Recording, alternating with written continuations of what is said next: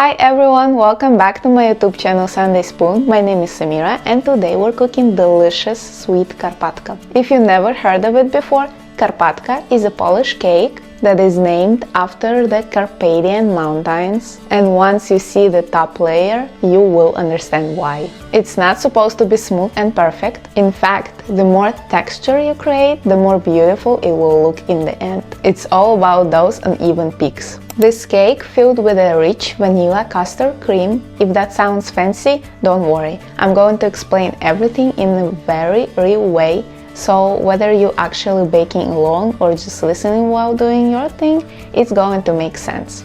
And let's start with the pastry. What is this?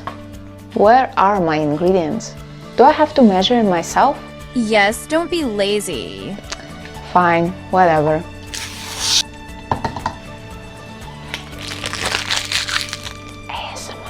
For the dough, we need 70 milliliters of water, which is about 1/4 cup plus 1 tablespoon. We also need 70 milliliters of milk, which is exactly as much as we need water.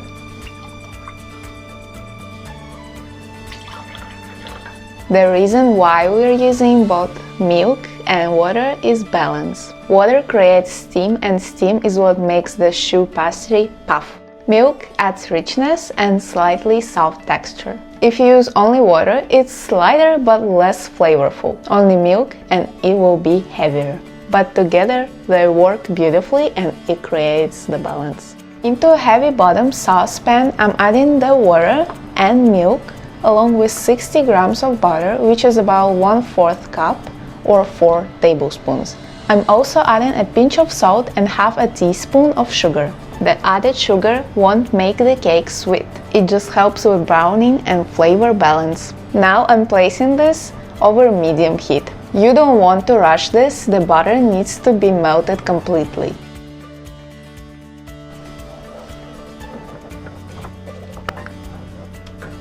Something unexpected happened and I couldn't record this part, but I added the flour already.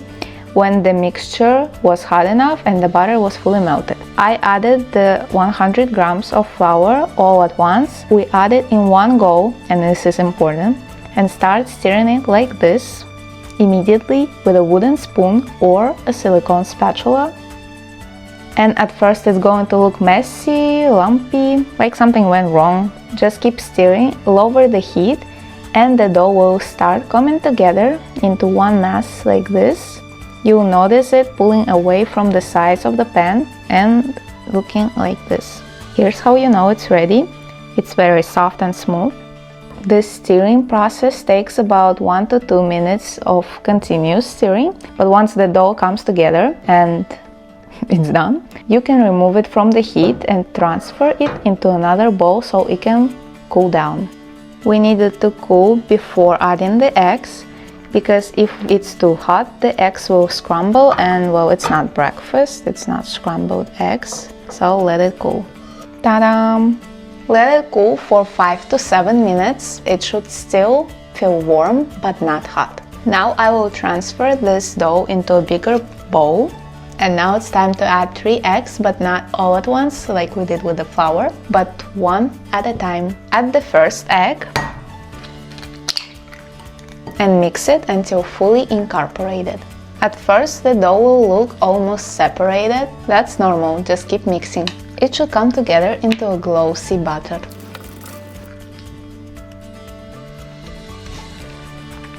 Do you see how it looks like? This is the time when we can add the next egg, the second one. Oh. And mix it again. And now the third one. And when you lift the spatula, it should make the thick ribbon that slightly falls back and makes the V shape, something like this. If it's too stiff, it won't puff properly. If it's too runny, it won't hold the texture. This is my first time making this, but I think the texture is pretty good. I think this is how it should be. We'll see at the end of this video. Now it's time to preheat your oven to 375 degrees Fahrenheit. I'm using a 22 centimeter spring form pan, which is about 9 inches in diameter, and I will line only the bottom with a parchment paper. Don't grease the sides because the dough needs something to cling when it rises. If the sides are too slippery with oil, it can collapse and it will rise and again back down. Never back down, never what? Never give up. So don't grease it. Using your perfect side, divide the dough mentally into 2 portions and spread half of it into the pan. And now this is the part that is important. Don't smooth it out perfectly. Use your spatula to create little waves and peaks. If you can't smooth the dough perfectly, this is your perfect cake idea, so make it right now. Because the more uneven the surface, the more dramatic the mountains of this cake will look like after baking.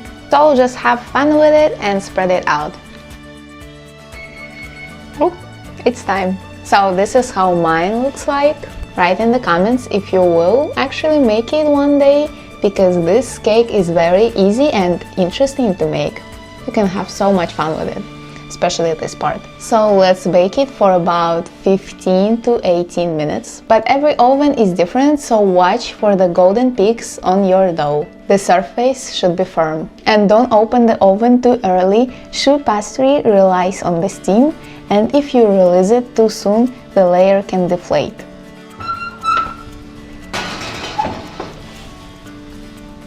Just look at how beautiful it looks. I didn't even expect it to be so cool. I don't know, I just really like it. It's even better than the regular cake dough that looks like flat. This looks interesting and I really like it. Let the layer cool.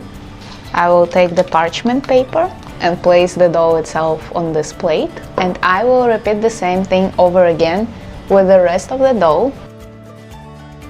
Now let's bake this portion of the dough. And while that layer bakes and this layer cools, let's make the custard. For the custard we need 600 milliliters of milk, which is about 2½ cups, as you can see. We'll heat that gently until it's hot but not boiling, around 175 degrees Fahrenheit if you are using a thermometer. If not, just heat until you see steam and small bubbles around the edges. Now in a separate large bowl, we'll combine 3 large eggs. 1, 2, and 3. Now we need to add 10 grams of vanilla sugar, but who even measures vanilla? If you do measure vanilla, 10 grams is about 2 teaspoons. And 160 grams of regular granulated sugar, but who even measures sugar? I'm just joking. 160 grams of sugar is about 3/4 and 2 tablespoons. Whisk until smooth. Mix it actively. This is the second arm workout of the day. Okay, now it's ready to add the cornstarch. We need 65 grams of it, or 1/2 cup. Whisk thoroughly so there is no lumps. Cornstarch is what thickens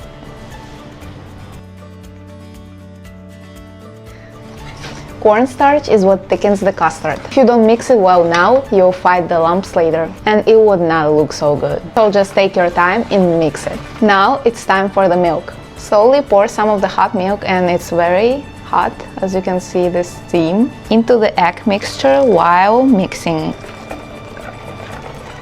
This is called tempering. It prevents the eggs from scrambling. And now pour everything back into saucepan. Cook over medium heat, stirring constantly, and this part requires attention. As you can see, the mixture slowly becomes very thick and you'll feel the whisk drag slightly, and this is exactly the moment that I catched. And it will transform into a thick, puddling-like cream. Transfer the custard to a bowl and cover it with plastic wrap directly touching the surface. Also, you can press it a little bit.